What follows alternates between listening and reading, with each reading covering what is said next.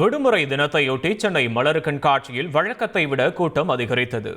தோட்டக்கலை மற்றும் மலைப்பயிர்கள் துறை சார்பில் 4வது சென்னை மலர் கண்காட்சி சென்னை செம்மொழி பூங்காவில் நடைபெற்று வரும் நிலையில் விதவிதமான வடிவங்களில் 50க்கும் மேற்பட்ட வண்ண மலர்கள் பார்வையாளர்களை வெகுவாக கவர்ந்தன. இளைஞர்கள் முதல் முதியவர்கள் வரை பூங்காவில் உற்சாகமாக பொழுதை போக்கியதோடு அன்பர்களுடன் புகைப்படம் எடுத்து மகிழ்ந்தனர்.